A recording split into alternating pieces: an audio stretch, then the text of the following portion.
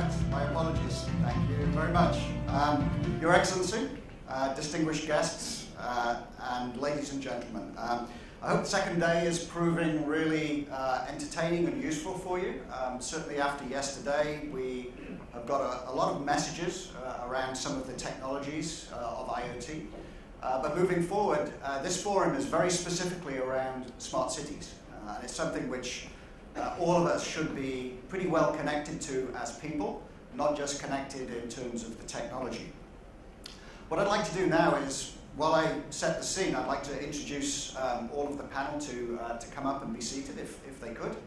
I'll kick off with just a brief overview of some of the aspects of what's happening with smart cities in Asia while you come and take a seat, please.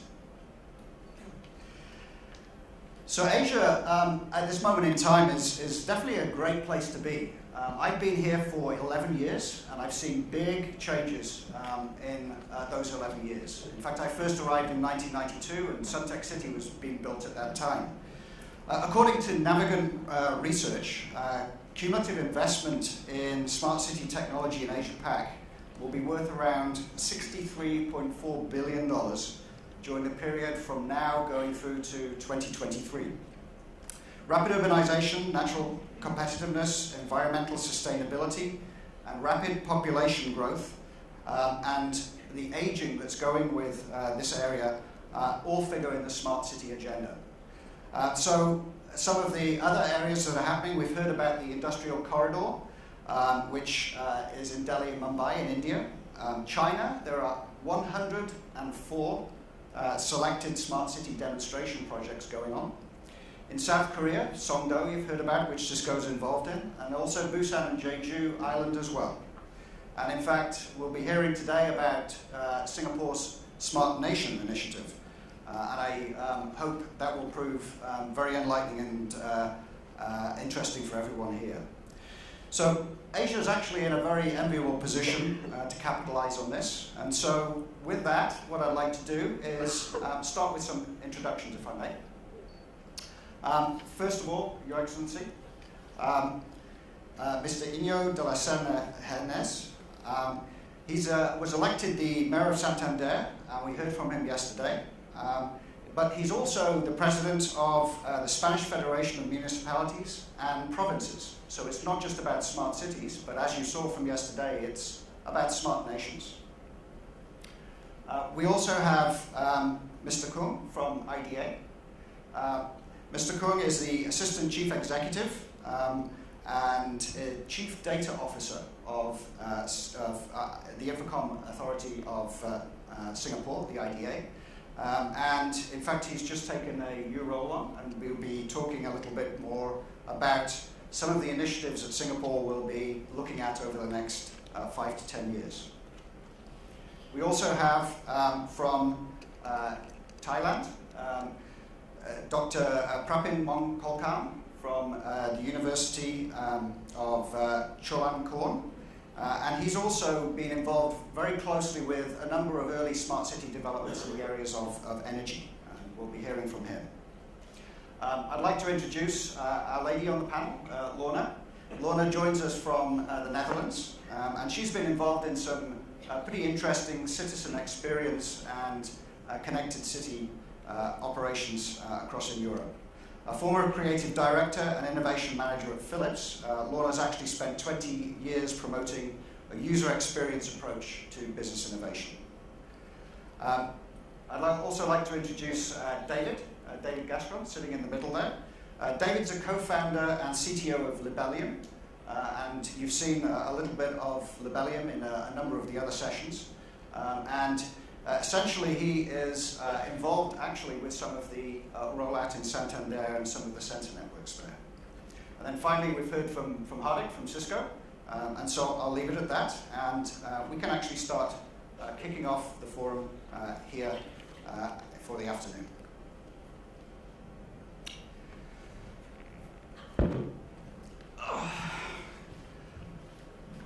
That feels better. So this is a little bit more of a fireside chat rather than a panel discussion. So I think one of the first things I'd like to say is again, welcome to the Smart Cities Forum. We would love if possible, some audience interaction. So there are some wireless microphones going around. If anyone would like to take over some of the moderation and ask a question, please put up your hand and we'll have someone to come around. Okay? So let me just kick off with a first question. For you, Your Excellency, in fact, the City Lab concept that you've been developing in Santander, a lot of it actually probably is connected with some of the public-private partnership and some of the European community aspects. Could you sort of enlighten us on some of the areas of maybe challenges, but also the good things about public-private partnerships?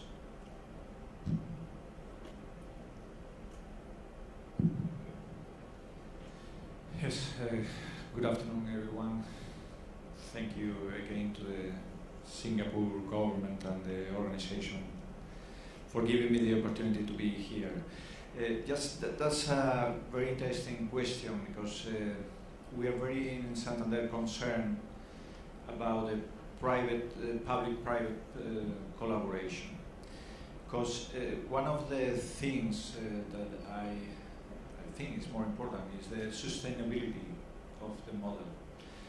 We have probably focused the attention on the development of the technology, but we have to know that there are a couple of things. One of them is the sustainability of this ecosystem we are creating, and the other one is the citizens' involvement, that are very important. And up to now, probably technology has eclipsed all the rest in the political agenda.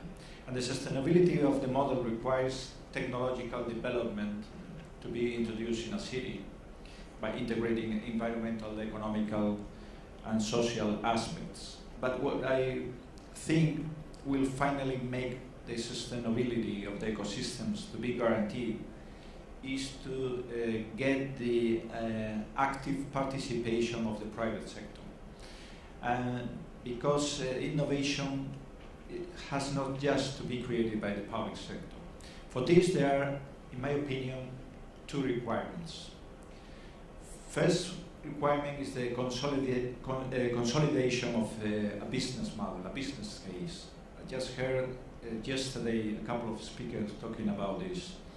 That behind technological developments, there are real and practical implementation with economic return. If there is an economic benefit, innovation will just kept in the science domain. And the second thing is, and we just heard about that, to set up legal, administrative, and tax simplicities with stable juridical frameworks to favor business sector participation. And public-private collaboration needs to have progress in aspects such as security in open government, data ownership, responsibility against failures in the infrastructure, data protection, etc. So I'm convinced that there will be important advances in the second requirement during these next years, because the market itself will act. For example, at the Spanish smart city, Spanish network of smart cities, next month we are going to approve a proposal for the Spanish government to modify current state regulation and to allow ways of public-private participation more flexible, open, and adjusted to right now technological context. And the second thing, I'm aware that some difficulties being faced by companies to find such a business model are probably the key reasons for today's obstacles in the explosion of the smart cities. In this sense, I would like to share with you two thoughts. First, that we have to be realistic in expectations and approaches. Too high expectations, as those probably created up to now, can not only generate frustration, but create the risk of believing that we are immersed in a in-fashion theme, which could reduce in the future political and social interests which are absolutely key when pushing forward all this process. And secondly, we have to be optimistic because I really think, I'm convinced that we are in a new industrial revolution. And as it happened in all revolutions, it is needed to go through periods of both turbulences and uncertainties, periods in which risk must be assumed and failure suffer. And if we are facing a new way of understanding our cities and therefore our own lives, it makes no sense to look backwards and not to be able to realize that we are in the right path. Thank you so much. Actually, the City Lab, something resonated with me talking to Mr. Kuhn from IDA, that we're likely to set up an IDA lab as well here in Singapore. So, Mr. Kuhn, would you actually like to give us perhaps an overview? In fact, what we've got is a few slides that I think people would be interested in. And just tell us a little bit more about what Smart Nation Society, Smart City for vision for Singapore will be going forward.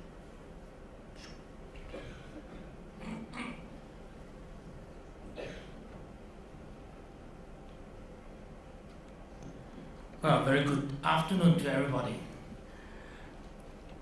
As Singapore looks into this idea of smart cities, Internet of Things, and how do we leverage on that, one of the things that was quite apparent to us is that, in the sense, the world is shaping up into a two-tier world. One that's based on scale, and one's based very much on innovation. If you think of things like Google, things like Amazon, they have huge data centers at scale. But then in terms of analytics, there's a lot of things that's going on with small companies and developing very innovative things, challenging the norms, and a two-tier type of growth. And as we look at Singapore and where we want to go, we have to embrace both. So we have started working on this, on what we need. Firstly, from a scale perspective, how do we go about deploying something that really allows as many people, companies to innovate above that. To some extent, we did part of that with the next generation broadband network, where we deploy fiber to all the homes, deploy fiber to all the businesses, but yet allow many different service providers to come on board. And today we have 28 broadband service providers in the market, coming from about 2-3 years ago. So by creating a right scalable infrastructure that allows this innovation to take place. So, of course, we are looking at the trends, and I'm sure you've seen many of such slides before. Some of the key trends that we are looking at is, of course, cloud and software as a service. And within 10 years, you can see where things would be going towards. Sensors, of course, a very important part. Sensors allow us to extend our ability to see things, control things beyond our physical means within the room. So it allows us to see things beyond, into the streets, into trains, into other parts of, for example, Singapore. And smart cities is how do we leverage all these things together to provide useful services to the population and to also create new business opportunities for companies. Last but not least, data analytics, how do we make better sense of data? One of the things that we look at is not so much the technologies per se, but really how do we solve national challenges? National challenges, aging population needing more healthcare, people needing more greater security, sense of security, resilience, stability. How do we provide all those things through the analysis of data and provision of such data? Now, we have been a lot more, as I said, designed a lot more on the infrastructure level, which allows us to scale up. So I'll just share about the scaling part and the infrastructure part for now. So in terms of sensors, what we are thinking of is we will be deploying a lot of sensors throughout the whole of Singapore, which allows us to collect information, for example, to deliver what we would loosely call anticipatory services. Anticipatory services are such that you do not need to tell the government you need something fixed. It will be fixed.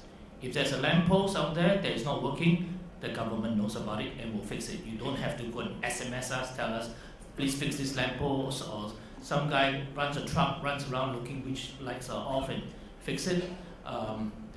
For example, even in our Housing and Development Board flats, you don't need to tell people that there's a messy piece of rubbish at the void deck. That we would actually know about it and people will go and fix it before. So anticipation services.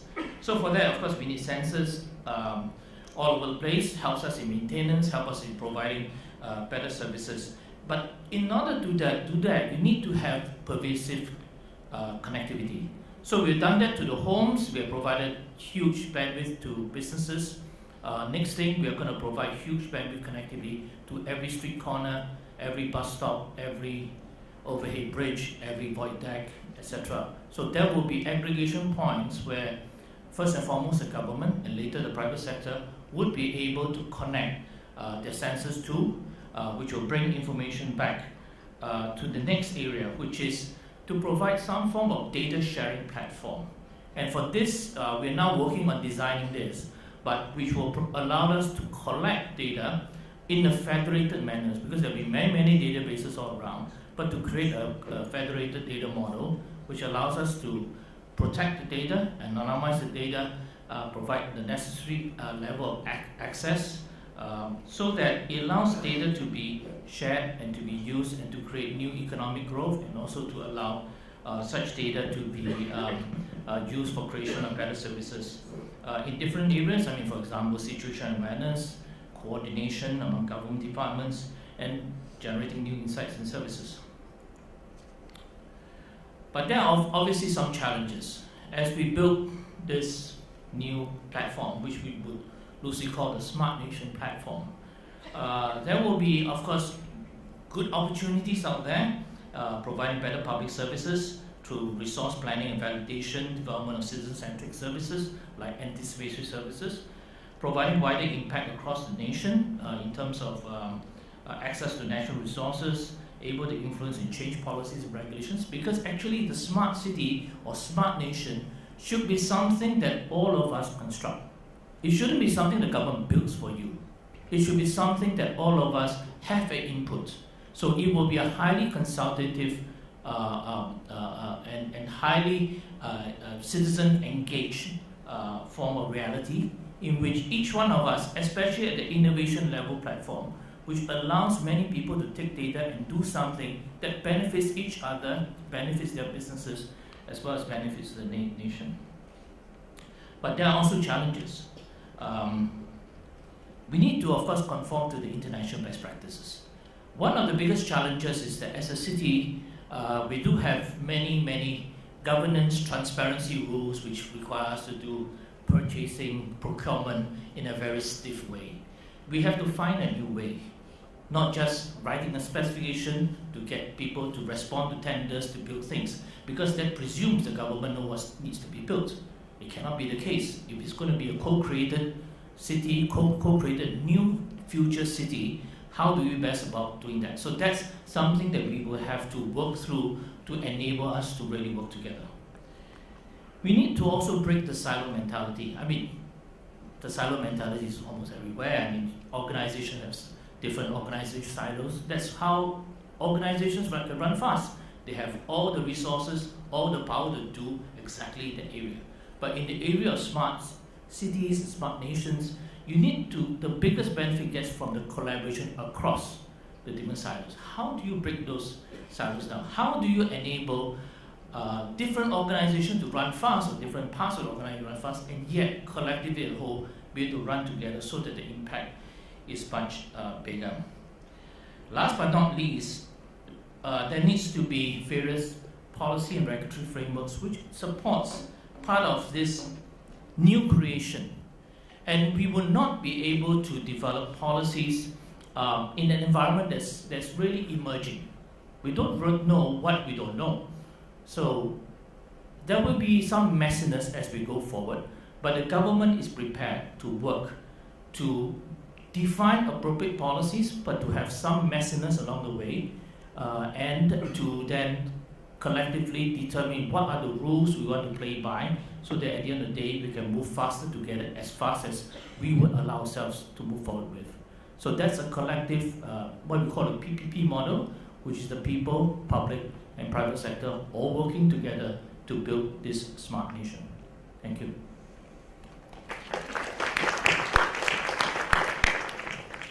Thank you very much, Mr. Kung. What I'd like to do is, are there any immediate questions for any of the panelists at this moment in time? None yet? If not, then I think we'll keep the momentum going. And Dr. Prapin Mongkol, if I could invite you, just to give your overview. The doctor has been involved in a number of areas in Thailand, specifically around smart energy, but also has been actually actively involved in some of the EcoCity projects in Japan as well. So he will be able to share some of that information with us. Good afternoon, ladies and gentlemen. I'm so pleased to be here to share the experiences and perspective with you, especially from ASEAN countries. Well, as our moderator introduced me, actually I used to work the same job like our speaker for National Broadcasting and Telecommunication Commission there. And in order to push or to popularize the smart city concept, there are two ways of coming. First, all the major cities in the world face more or less the same problems.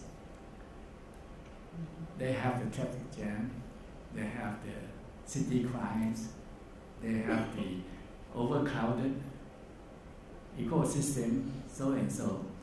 So people are seeking the way how to solve it. In Thailand too, we have to think about it.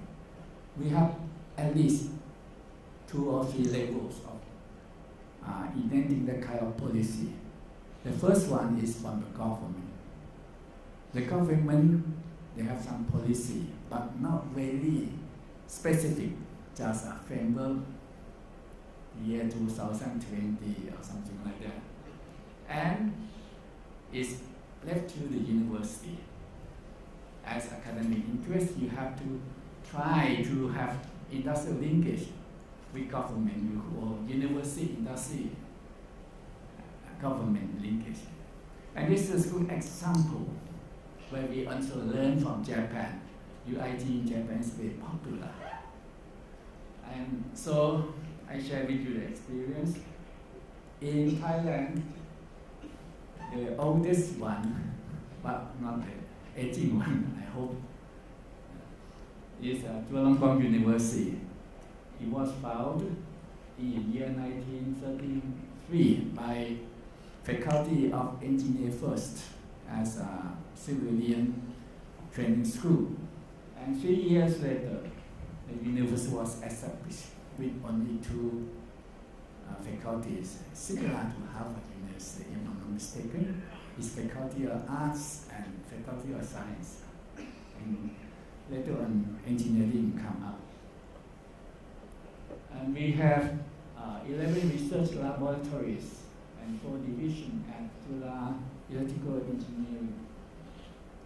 What we are doing there, we try to see the model, how it works worldwide, including European one.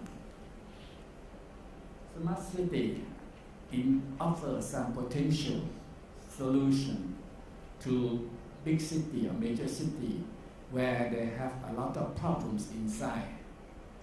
Some of the problems, it cannot be solved unless you try to reduce the population, having another diversified big city nearby so that people move.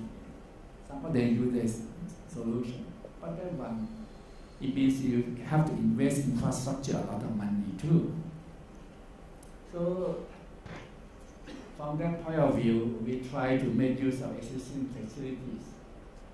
You can install some smart utilities like smart grid, smart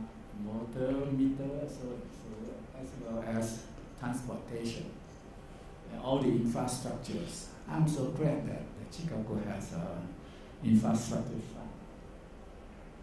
And more important is energy consumption. So that is smart home or HEMS, building energy management system, and community energy management system, and factory energy management system. Thailand is also working very closely, not only with 3 major power utilities. One of them is Electricity Generating Authority. Second one of Thailand. Yeah. Second one is Provincial Electricity Authority. The third one is Metropolitan Electric Authority. Electricity Authority. So all of them are very concerned with energy management system, how to conserve energy. Otherwise, you have to invest a lot of money just to keep up the peak hours. Yeah. In that sense, we are also introducing smart grid by university side and also by business sense. Business sense, we are working very closely with Springfield, yeah, a new spring or something like that from United States, Silver Spring Network. And more important is the congestion of traffic, intelligent transport system. We are also trying to expand EV, thanks to the generous offer by University of Tokyo Professor Esaki. He offered all the assistance too to Chulalongkorn University. Emergency services is very important when there is traffic. Sometimes you have to relocate where the patient is and how to send to the nearest hospital. And then using that kind of mobile remote services or telemedicine as well. And environment or ecosystem, food, agriculture. More important is low carbon emission technology. Well, I try to skip this one, but maybe give you some ideas that we have 3 electricity also working together. And we have on top of that Ministry of Energy, where the Energy Policy and Planning Office ACPO actively working on smart grid developments in Thailand. More important is we are rolling out the roadmaps. We are making all the master plans. Now is the phase of child use. Actually, we have implemented child use and also try to convince the government that it's their interest to invest billions of dollars in smart grid system. And this smart grid has been integrated as part of smart city because infrastructure you can share each other. And Faculty of Engineering have been actively involved in development of smart grid and smart city too. So the smart plan, smart grid master plan has been on trial use for smart meters, 100,000 out of 20 million meters. And energy efficiency was expected to be 31% on forecast electricity consumption in the year 2030. You may be surprising why it takes so long, because when you have a big number of users, it takes time too. And the second level is from provincial. Actually, what we call it the third level, because the second tier is university. And the third one is local administration under the Department of Interior Ministry. And one of the pioneer is Dr. Surachai. When I visit him, this picture was taken when I visit him as a mission from National Research Council of Thailand to observe the operation of smart city. Actually, it's at its infantry stage because they have implemented community cooperative management system for their own administration and try to expand it. But once his name was popular, he was transferred to be permanent secretary of Ministry of ICT. So now he is no longer in charge of development of smart city for Nakhon Nayok province, where it is about 100 kilometers from Bangkok. It is very nice city. Similar if you are familiar with Japanese, like Nara or Kyoto. Yeah. And all these are traditional development. And when I visit another smart city one, is in the Mae Hong Son smart city. Mae Hong Son is northernmost of Thailand, even northern than Chiang Mai. It's a neighbor to Laos and some neighboring countries as well. Okay. And this is taken as the smart grid. One of them is the alternative energy solar cell. And this is university concept. We start with our brain system. We have some expert on EV, on mobile applications. And we also have a rail system. If you are on academic interest, you can visit us. And now we are trying to develop our software on demand response to control signals. And at the beginning, we are using IEEE 1888 model. Yeah. And we are developing according to the world standard and conform to maybe, as you know, smart city will be more standardized. And this is the pilot project. But there is interesting things. We can learn from Japan major smart cities model. The Keihannan project in Kyoto, Nara, and Kobe. And also the Toyota City Eco Futao, as well as the first one, City of Yokohama. The second, third one is Keihannan project. And the fourth one, City of Kitakyushu. They have their start off from the national policy. NIDA is Ministry on Industry Development and something. And they have the policy of using energy as a means. But later on, after the Eastern Japan earthquake, they changed the policy a bit. And next year in March, I don't know how is the project sustainable, because the government will probably terminate the fund after they have been existing for more than 5 years. But I'm sure they can survive because their model of development is quite different. They try to lobby all the local big manufacturers to participate in each area, each region. So even though the central government did not fund them, they can survive because it's their own interest to develop too. Dr. P, could I ask you a question? With regards to smart cities, yes. Everything seems to be about the city. I know in Thailand the rural community is very important as well. What's actually happening out in the rural areas for in rural area we have several places having the smart city, like Chiang Mai. Chiang Mai, if you used to visit Chiang Mai, it's very congested along the riverside in inner part of city, so they try to use smart city concept to solve the problem, or at the beginning maybe the intelligent transport system. And even in Trat is very far away, near to Cambodia area.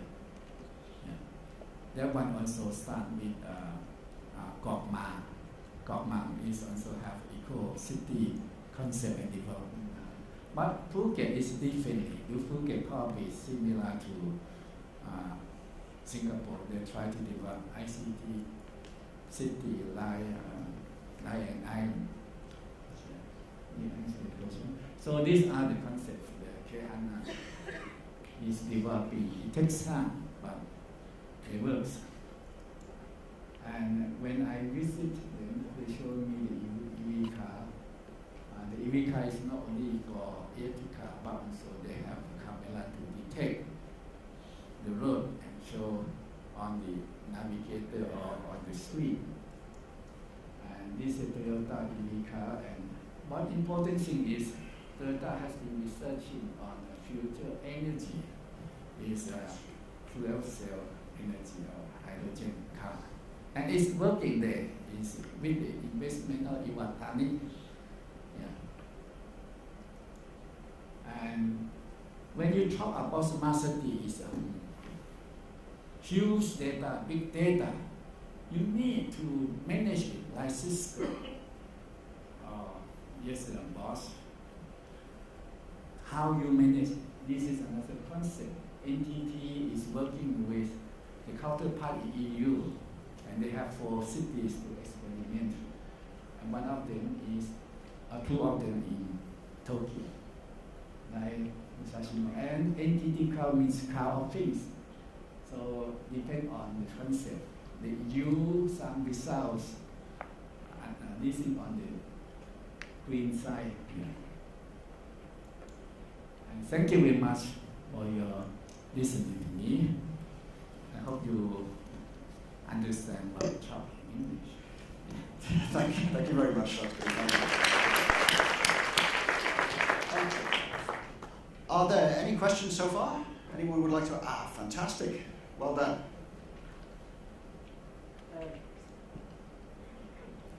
My name is Adnan Ambuki from Auckland University of Technology.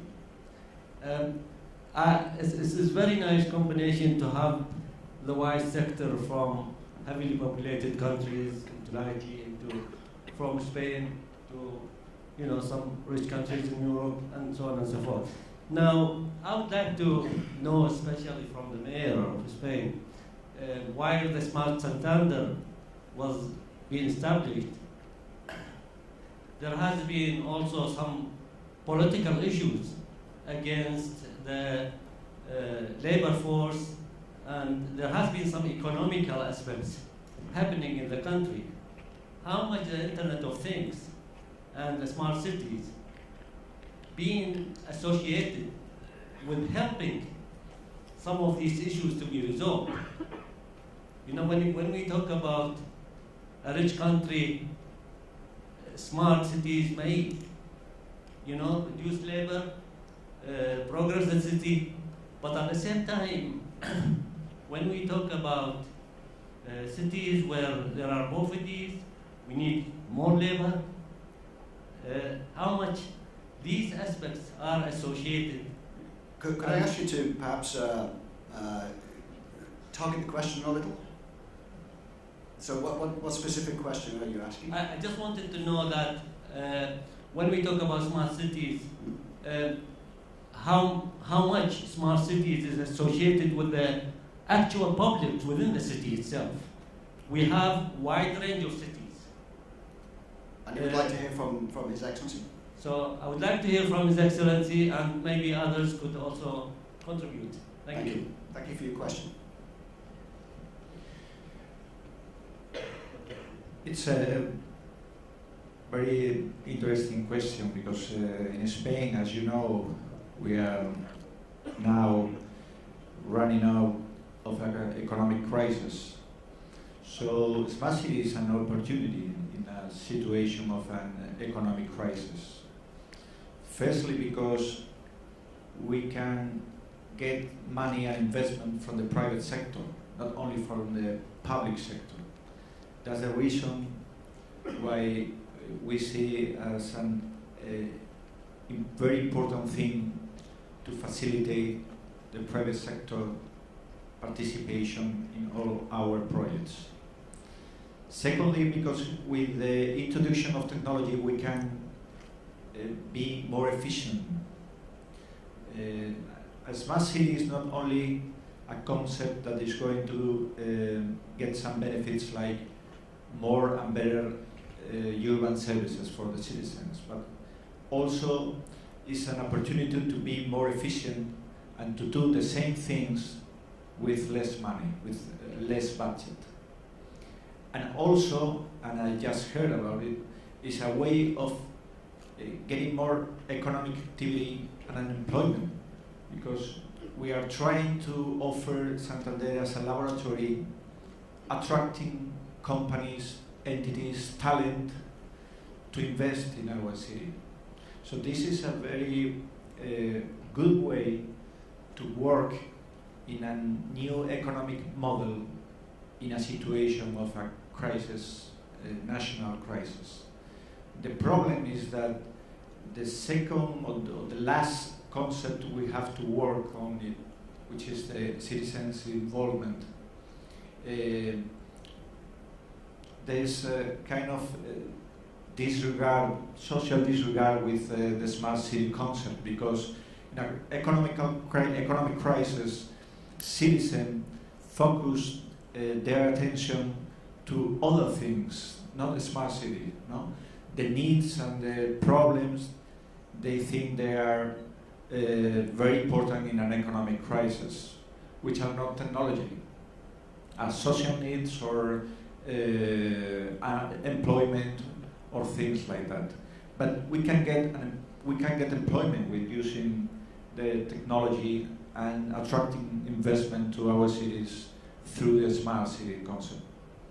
So, Hardik, I think you've seen both sides with both Chicago and obviously visiting cities with systems. Absolutely. No, I mean, that's a great question. I mean, how do smart cities apply to citizens?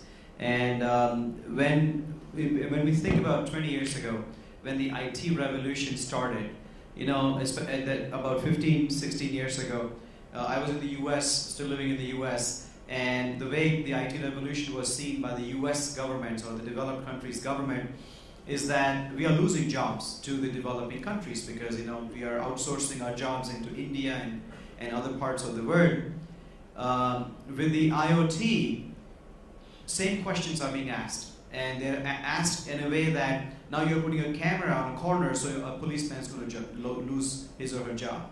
You're going to put smart light bulbs, so the person from the streets and sanitation who was going in the trucks to check the light of the bulb is going to lose the job. These are valid questions, but there are great answers to that as well. Think about this as an urban services industry. So far, the cities, the municipalities were working in the boundaries. So Chicago is a 228 square miles city, and all the jobs that pertain to the municipality would be done by the people who live in the boundaries of Chicago. It is changing now. Think about the largest retail chain out of the US getting its video surveillance done in India, because India's got great connectivity. They get the video feeds to a rural area, a village in India, and the villagers, somehow they have this knack of identifying some missing patterns, and they can do great video surveillance. Think about places like London and Amsterdam who have tackled the traffic problem, their traffic congestion taxes, and all the new things they have applied. Can those cities come together and create a global traffic management industry? Can the unions of Chicago work for looking at surveillance, looking at traffic management issues in Jakarta, in other parts of the world? So now what we are going to see in the next 5 to 10 years is that urban services, as we see, has a potential of being globalized, and it can then cross boundaries as long as obviously the national federal laws allow the data and the feeds and everything to cross boundaries. But that is something that is going to fundamentally change how the municipalities we see today are going to be tomorrow, completely different. And then at a smaller scale, companies like Qualcomm, Cisco, Google, and everybody else have started looking at these innovators, smaller companies, the entrepreneurs that are building new businesses, and they're coming up with millions of dollars of venture funds and huge $19 billion worth of acquisitions happening. So there is a lot to gain from this revolution that's happening around us. if we keep our eyes open and keep working at it. Fantastic. Anyone else like to comment?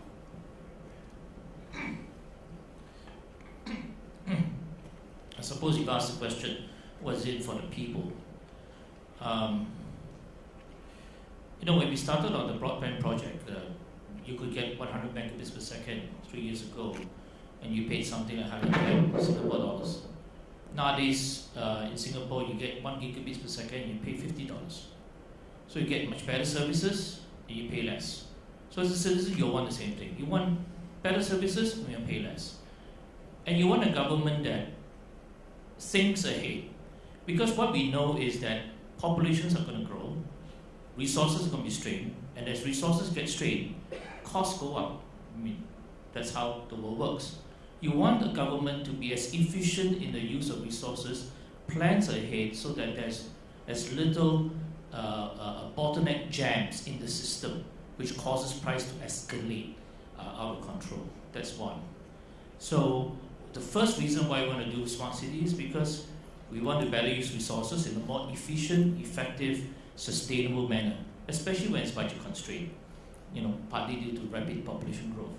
Second reason, the world is changing very, very fast. Economic cycles are going up and down like crazy. Nobody can really determine. They are no longer as regular as we hope it to be. Environment situations are going crazy as well. Who knows what's going to happen? We used to have a durian season only in July every year. We look forward to it. Now we're durian all throughout the year, and we're not sure when we can get or don't get durians. But anyway, that's another side thing. So the cycles are topsy-turvy. Now, as a citizen, you want to live a normal life. You don't want to be disrupted. If you go to work, you would prefer not to be stuck in a traffic jam forever. But if you're used to it, it's another thing. But if you are not used to it, then it's highly disruptive. You also don't want a case where water doesn't run, taps, stuff like that. So you want to have stability. You want to know that there's resilience. You want to know that somebody's watching all these things. So a lot of it needs instrumentation so that costs don't go up to maintain, but you can maintain things better, but still run it at a decent budget. So we need to address the need for safety and resilience in the midst of increasing rapid economic, social, and environmental change. And last but not least, as a citizen, what you want is you want to know how can we better balance economic growth with social well-being. Is it one or the other? We've seen how the world has gone from one side where economic growth, capitalistic growth at the expense of labor, and then labor growth at the expense of capitalism. Is it always one or the other? How do we better balance both? And sometimes it's because we can't see enough to be able to make the trade-offs. And the problem many of us have is that we work in different departments. Some people work in the economic development department, some people work in the social related departments. When there is a crunch, how do you do trade-offs? So how do you present information in such a way that you can make the right decisions? And that's where the world of data hopefully will help us to make better, we will come together, have a common picture, and make those trade-offs. And the trade-offs hopefully will help us to see a more balanced way forward that the citizen will want. Thank you very much. In fact, that might be a good segue into a little bit more of a different citizen experience. Lola's been working in the Netherlands, and I think you've got something to share with us. And this is specifically about a project that she's been running over the past couple of years. A little bit different from the economic side of it, but a little bit more about the livability aspect of cities. Thank you very much, and very, very nice to actually be here this afternoon. Thank you for inviting me to join this panel. First of all, a little bit of introductions to who I am. I'm actually director of an innovation consultancy, Creative Innovation Works. Originally from the UK, I've been in the Netherlands for the past 20 years. Working for a number of different organisations, and particularly more recently with the Philips and Cisco partnership in Amsterdam and in Barcelona. Also, I'm a founding member of the Council Internet of Things, and this is actually a very European-based, but actually spreading out internationally, think tank that is connecting a wide range of people who are active and interested in the Internet of Things.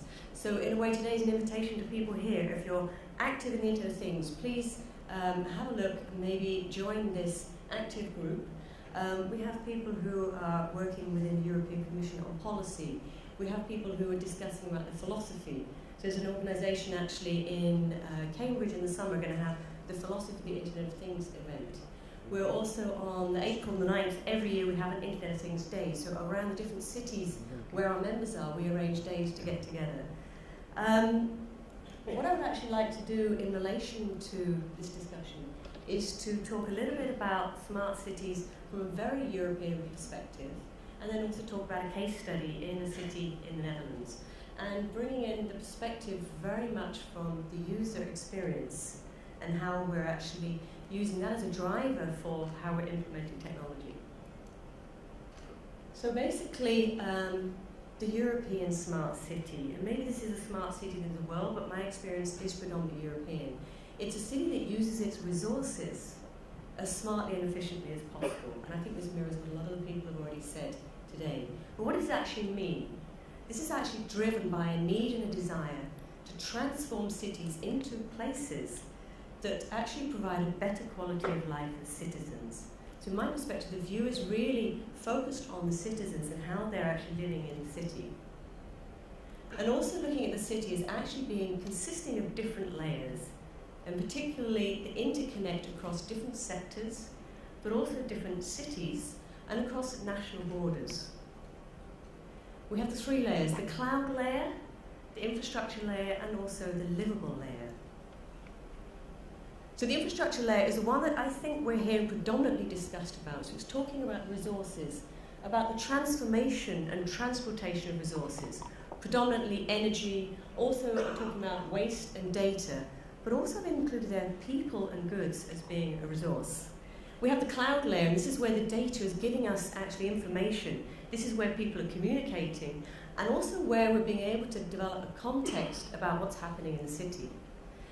But where I'm coming from, and where I think it's very interesting development, is the livable layer. This is why we're actually doing this. This is why we're all connecting this.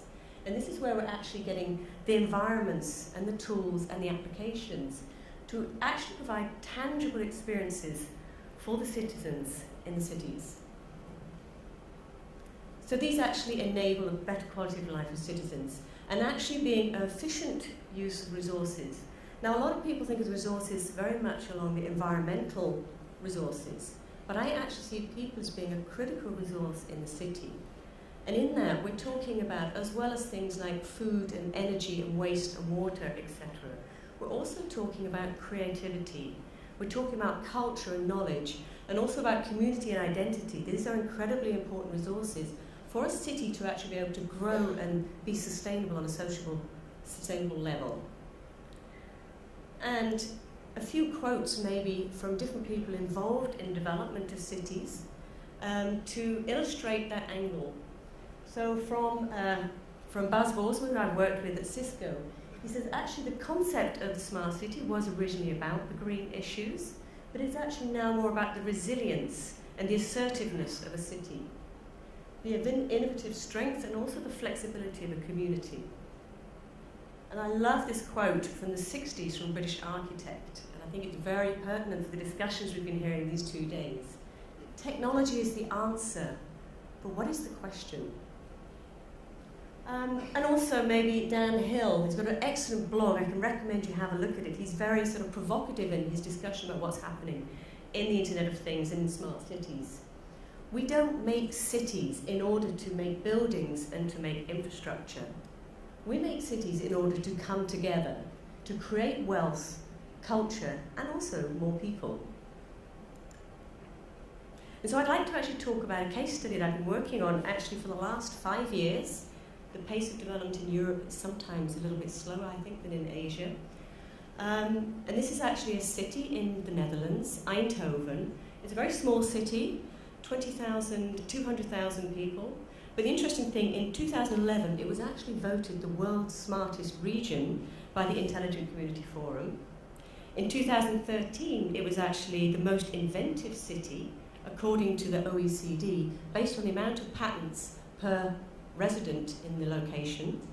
And also, earlier this year, the Financial Times Index also placed it third after London and Helsinki for the Foreign Direct Investment Index. So for a small city, I think it's actually doing very well on the sort of innovation and development front.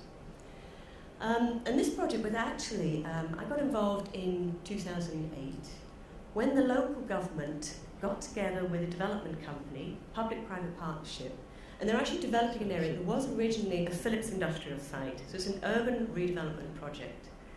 And because Eindhoven has a very strong history with lighting, as we saw from the presentation this morning from Rogier, so where the light bulbs were first invented, developed and produced by Philips. And so Eindhoven has the identity of city of light, but it was an identity based on history. And they wanted to use this area to actually develop this identity, a branding for the future. So what we did in 2008, created a vision in the form of this manifesto, this book, where we actually saw the role of light as being perhaps one of the most, the first tangible aspects that people will experience in a smart city. A lot of the infrastructure elements people don't actually physically experience in the space. It goes along in the background, but lighting is something in the city environment that can really influence how you feel. So we created this book which outlined how we envisioned this area of Stripe S, how it would be in the future. Now that was 2008, and actually a number of projects have now been implemented in now the present, which was then the future. One of the ways that we actually drove this project was by looking at experiences of users, rather than looking at technology. So this is one example of a scenario, taking our future users through the location, going through different activities, commuting to work, going to a party at the local entertainment centre, having sporting activities. And as they went through the activities, looking at how light and the environment could actually change and improve that experience. So here's some examples. So we have the interactive pedestrian crossing to make it safer when they cross the road, where we have this innovative public transport system. But also looking at materials, not just looking at artificial light, but photoluminescence. Could we actually embed that in the ground so that in the evening, as the sun goes down, you get this marking of navigation routes glowing in the dark? But also being able to have temporary graffiti, something that's very popular in the Netherlands, but could you do that with light? So that you could leave your mark and then it gradually fades away. Also, on the idea of sustainability, we're very keen to remove all lampposts. So one of the ideas was to have all of the lighting on wires. Actually, it turned out to not be feasible, but I'll talk in a minute about a project that we did develop where we've got lighting without lampposts. So let me move on to the projects that have been implemented. This is just a selection. We've got about 10 different projects that were implemented. I've been working the last 5 years as the creative supervisor, bringing together an amazing range of people, from entrepreneurs, small companies, working together with larger manufacturers and technology experts, co-creating new solutions and implementing them. We have Crystal by artist Dan Rosegarde, and this was actually quite an ambitious project and took a little bit of discussion with the council to implement, because we've installed a lighting project that is not bolted down to the ground, which in the public space is not really very popular. Hundreds of these crystals, when you place them on the ground on this pathway, they light up. When you lift them up, the light disappears. And the idea is for people to come along and actually create shapes and create forms. It's been installed now for 8 months. I actually went to visit again last week just to double check how it was going, and there's still hundreds of crystals there. People haven't taken them, which is an interesting social experiment. Vivi Lumen, that was a wonderful project we actually did with some students from the university. So we had a bunch of students who got the same briefing as our professional companies. One of the master students, she was actually very dynamic. She created this interactive, responsive lighting system, connected up herself with the manufacturer, built it, and we actually installed it. One of the biggest projects, though, is the street lighting. Each one of the lightings is individually IP controllable and possible, and it's actually RGB white, which means we can have a full range of white, warm to cool, but also different colours. And the other thing we did was we actually installed it on a 3-dimensional grid, as in rather than the regular 6 meters high, we also have a line of 15. This was because the lighting designer showed us with this grid, we can actually create an amazing range of 3-dimensional space effects with the lighting. in order to actually start experimenting with how we can change how people experience the space. And I see time's up, so I'm going to now close just on the final one, which is my favourite, which is our flying street lighting. This is one that's taken a few years, because it took a few years for people to actually understand that this could actually be interesting and useful and not just a bit of fun. We've built a prototype this year with some drones. So we have a couple of these with actually good full-strength street light, also RGB controllable, that we can actually fly around the site and experiment with the possibility of having light no longer attached to a lamppost. Thank you. Wow.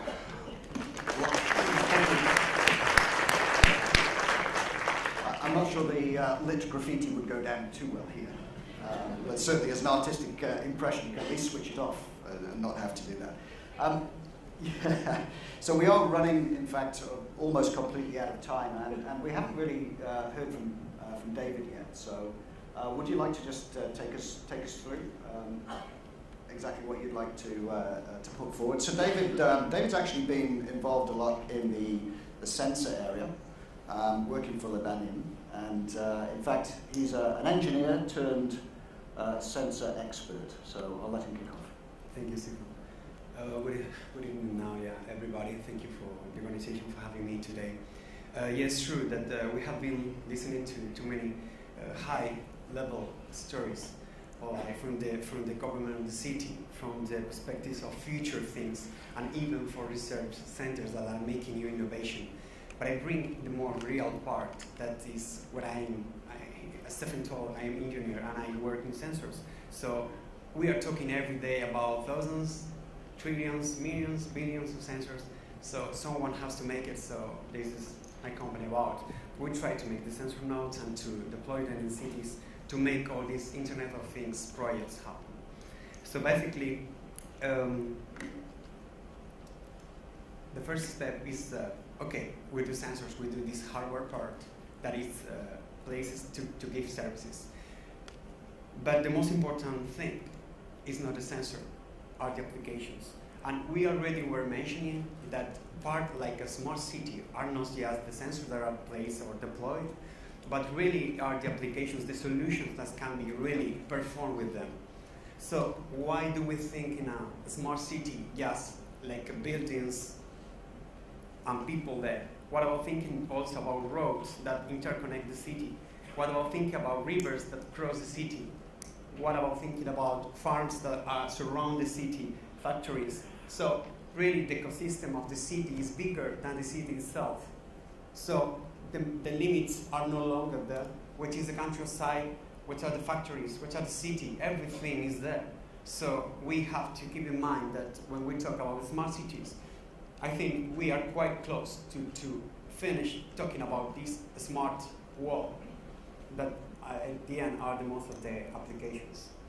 Okay, so one of the things that is nice here is the first time I have the chance to be with Excellency, the Mayor of Santander, with Íñigo de la Serna. Because we normally we didn't meet in another panel, so it's a really good chance for me to share some experiences that we have during the deployment of the sensors in Santander. Because this big project that you already know, the Smart Santander project, had more than 1,000 sensors that we developed, and they are like deployed in throughout the city. Most of them are related to smart parking application, but some of them also are related to things like air quality, noise maps, and lighting. So different applications for the city. So basically, this is quite the sensor things in the city. This is not a really beautiful thing, but this is something has to be there. I mean, technology is something that we start seeing. So now we see a traffic lamp, a street light, and we see the sensors. But in some years, we will no longer see them. At the same time that we don't see now most antennas or things like out there, they are part of the city already. So this is a new approach of thousands of new tiny or not always tiny boxes that will be providing data to the cloud. So I have to say that the mayor was really brave providing the city he represents, because it was more that first deployment of smart cities. It was an experiment. He also mentioned that it was a kind of the city as a laboratory, and this is what it is Santander currently. It started like a project, a research project that was also thought to give some services for citizens. So we don't have to, we have to have in mind the whole time that both concepts survive in Santander currently. On the one hand, this is a promising services for citizens. I mean, like improving their lives, saving money, saving time, but at the same time, was one of the first big deployments in the smart cities that allow researchers, developers, and the scientists to deploy new algorithms, deploy new techniques, deploy new sensors, iterations of new technologies that were just on paper. So it was really great to say, okay, Santander is there, this is the city, the citizens trust in it, and I think it could be a good chance for all of us to try to use it like a testbed and after an application, final application. And one of the questions that was mentioned before was that how this impacts in the economy of a city, of a country. We don't share the same city. We are like 500 kilometers, something like that, which are 5 hours per car.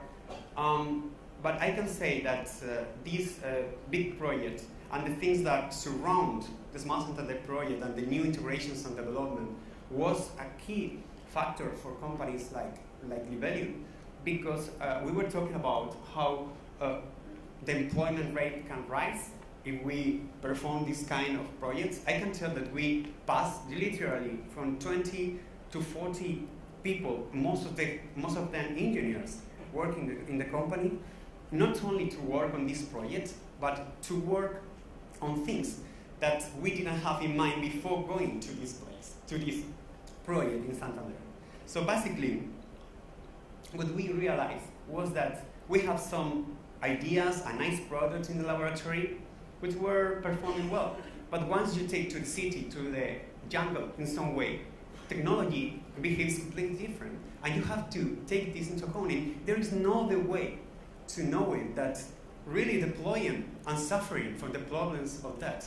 So this is one of the things I am most happy about, is that a real project like this, a really big project with thousands of nodes, really teach and makes a company of engineering company to really mature and things like give things that are more reliable and scalable and really robust. So I think that it was really, this is something like just in real projects like this, we can really have, like we can play with it.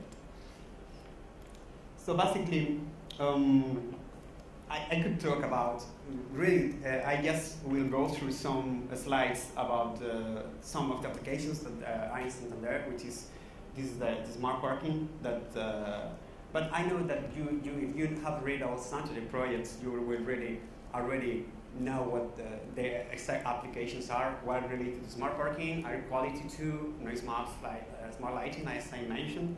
But one of the things that we learned was that future applications, like regarding, for example, the monitoring of bridges or the smart parking that are the sensors that are buried on the ground, or other applications like smart agriculture, can use the same ecosystem, the same platform.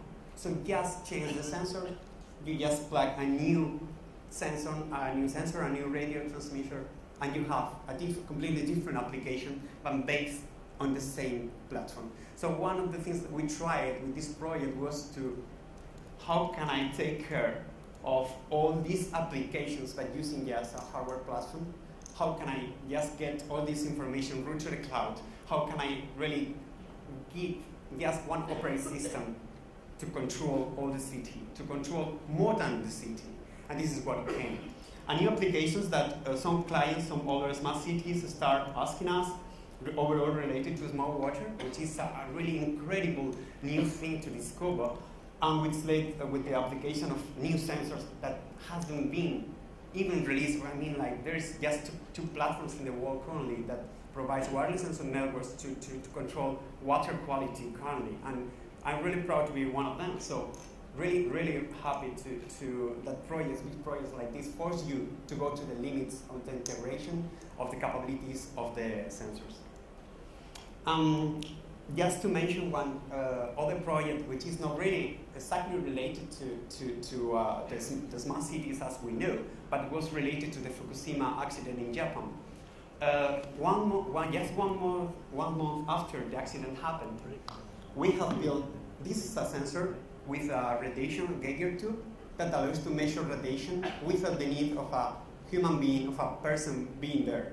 So basically, we deploy to control the radiation levels surrounding the city and surrounding the central, and just throwing out from helicopters, from cars, and they just take the information and upload to the cloud using 3D networks. So it's just an example of how this technology, this Internet of Things technology, is not really, we could say, fixed to cities, but the surroundings, and even new applications that are not even thought, that are not the applications that are given only in the morning. Some others? Okay. I think I'm out of time, but I will be really happy to answer to any other questions. So thank you very much. Thank you, David. As a wine drinker from Australia, I really like the sensor network in the vineyard. That's hopefully producing even better wine. So I guess we've run out of time now, but I would like to take a question if there is one before we close. No questions? We've had actually quite a good variety of presentations and discussions, and I hope you enjoyed it. If there are no questions, then I'll just basically sum up some of my, I guess, thoughts on this. I've heard that everyone needs to be in this together, teamwork, so public-private partnership, but also the people aspect. That's very, very important. And certainly as someone who pays tax and rates, I think to get the benefits out of a new smart city is certainly something which is obviously close to everyone. I think also the citizen experience. I really like the lighting. As I said, not too much on the graffiti side, but the lighting is really interesting to see. Something a little different from the normal energy, water, cost control type of things that IoT has really been aimed at, to something that can really enhance life, health, education, and so on as it goes through. And then I think deployment lessons and having smart labs in the city is actually fantastic. And I know throughout Spain there's going to be those lessons learned and the technology leveraged, but also less of that, the citizen experience perhaps leveraged as well. Unfortunately, we didn't have a chance to go too much into the data side, which I think is going to, unleash a whole load of new business models, applications, and I think Hardik, you went through some of those anyway. But that's the exciting piece, but also some of the scary pieces as well, when there's all of that information flying around, and you've got some very, very intelligent people crunching away, and you just hope they're doing a good job at it. So with that, I'll close, and I would like to thank everybody on the panel, actually on the forum, sorry, for attending. I think we could have taken a lot longer, and in fact we did take a little longer. So thank you to the audience as well for staying around. And Your Excellency, thank you very much. I know it's been a pretty tough schedule for you. And to everyone, to Dr. P, thank you for coming for Thailand. Mr. Kuhn, thank you. David, twice today already, so you must be very tired. Lorna, thank you very much. And Hardik, your workshop is next door, I believe. So thank you all very much, and we'll see you again.